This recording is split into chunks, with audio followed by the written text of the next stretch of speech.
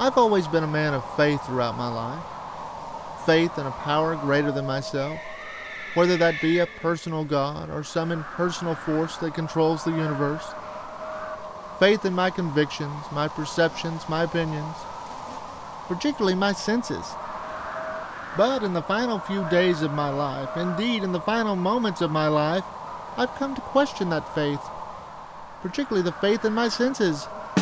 I stand here now, condemned to die, and in moments, that sentence will be carried out by a firing squad. But I have been granted, as a last request, a small cassette recorder and a few minutes of privacy to tell my story. I will do so to the best of my abilities under the circumstances, but please forgive me if I stutter or stammer.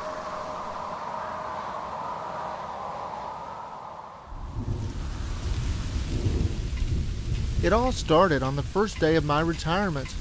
I had been fortunate enough to retire at 40 after a brief but successful career as an archaeologist and a brief stint as a professor at a major university. The final dig I had supervised had garnered me sufficient wealth to enable me to retire.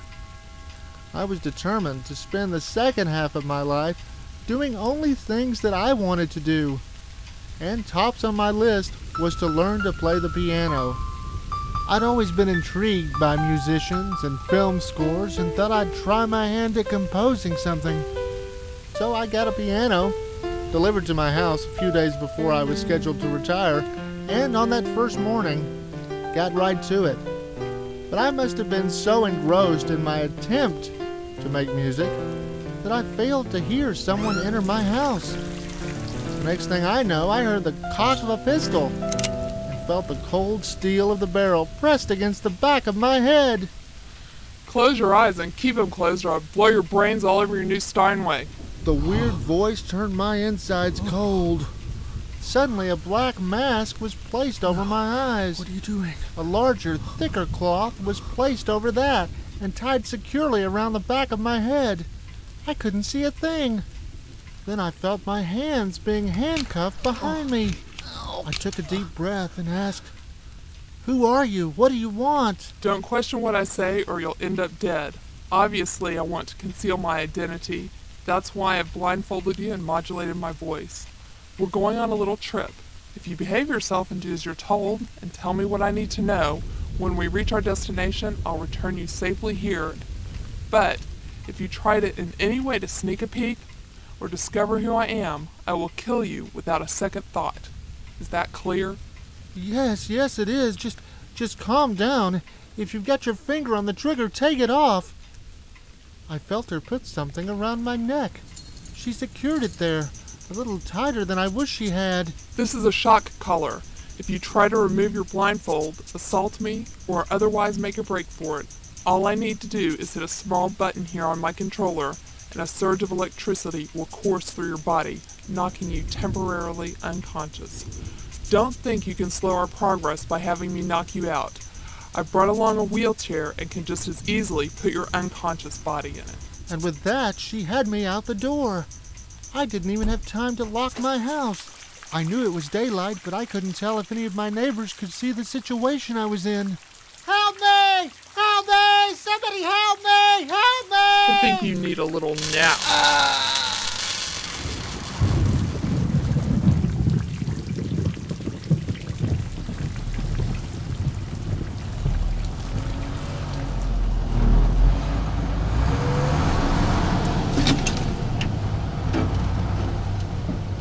When I came to, I wasn't sure where I was. I had a terrible headache. The blindfold was still fastened around my face. My hands were cupped in front of me. I felt a seatbelt around my waist. It sounded like we were in a truck. Maybe a Volvo F10, I wasn't sure. I didn't know what to do. I tried to relax, not to panic. Hey lady, you still around? You don't ask the questions around here. I do. At least I knew she was still there. As far as I could tell, she was probably driving the truck. Don't think you can attract the attention of others. Our entire trip has been privately chartered. You'll never once be in any public place. Well, just please tell me why you're doing this. What do you want? I mean, tell me what you want me to do, and I'll do it, and you can let me go. It'll be clear why I'm doing this later on. Shut up. Suddenly, I felt her hands on me. She was rolling up my left shirt sleeve. Now she was dabbing my skin with something cold and wet. It felt like a cotton swab. All of a sudden, she stuck me with something like a needle. She was giving me an injection. What are you doing? You're poisoning me. You're trying to kill me. What are you doing? Don't worry. It's not in my best interest to kill you. It's just a harmless drug to keep you docile. We have a long trip ahead. It was a few moments before I felt the effect of the drug. First, there was a warmth in my left arm. Then it spread to my chest, down to my waist, and into my legs. After a few moments, I didn't care that I had been kidnapped. The thought that I might end up dead tomorrow in a ditch didn't seem to bother me at all. Strangely enough, I found my mind drifting. Suddenly, I was thinking about my composition on the piano that I'd been working on earlier. I could hear the notes rather clearly in my mind. I could play them and revise them. I sat there, floating around, composing music in my brain.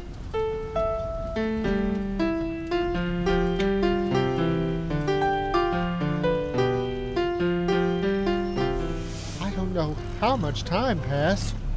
All at once, I realized we had stopped. We were getting out of the truck.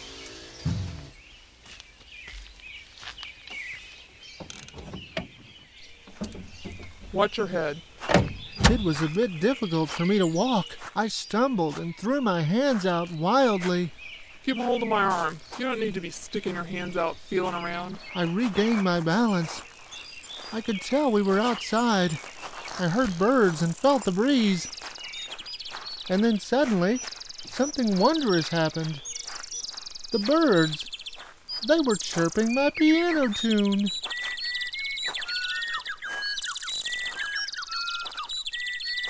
How dear and sweet of them. It was quite lovely, but I had a hard time believing it was really happening. Hey, do you hear that? Listen, do you hear that? No, I don't hear anything except your incessant babbling.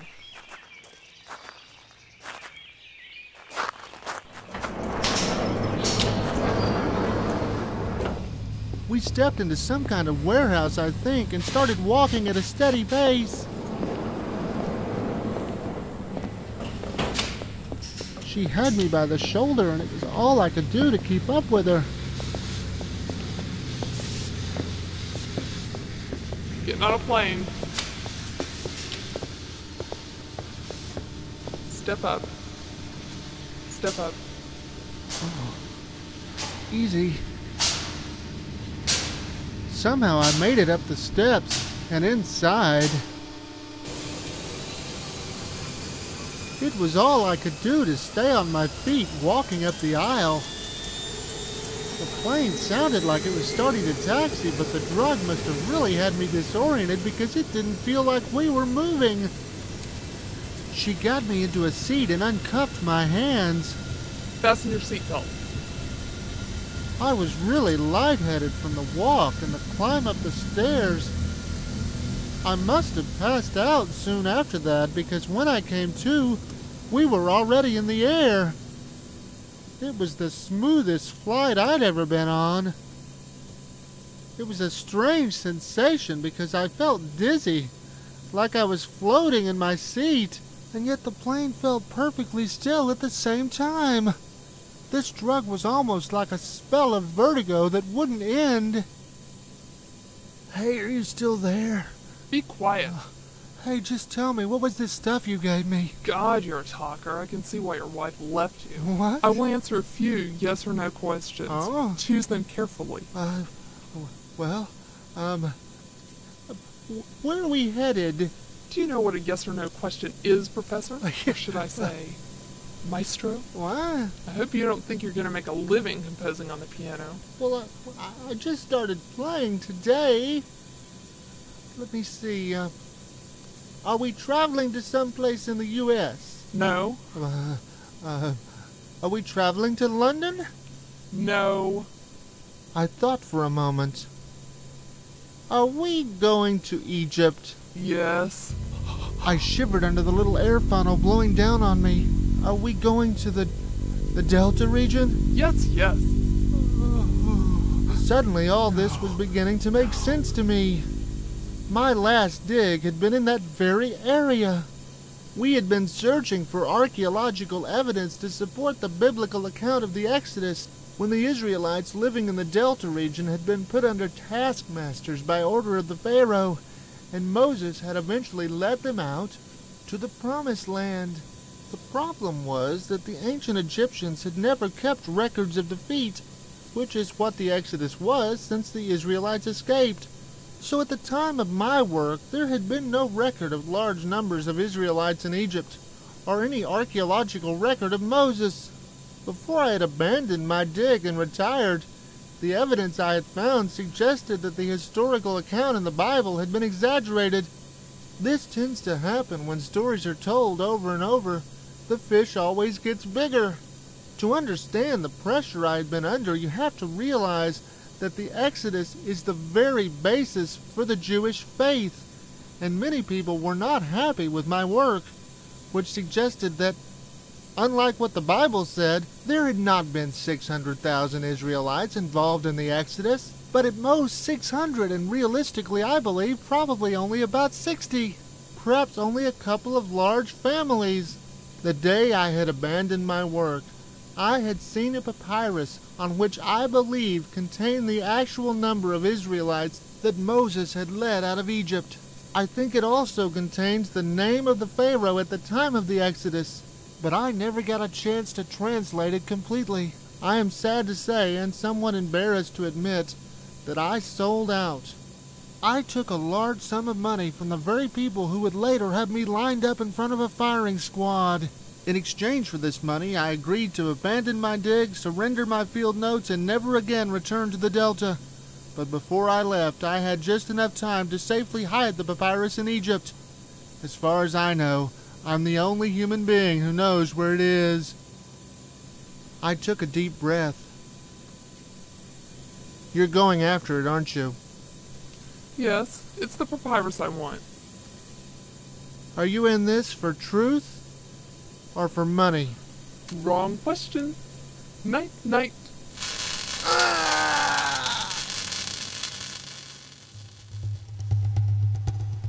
Be sure and don't miss the next episode in the series. The Exodus was written, directed, performed, and mixed with a musical score by David Allen Hall. Story consultant for the series, Joanna Grant, who also played the kidnapper. This audio adventure is copyright 2001.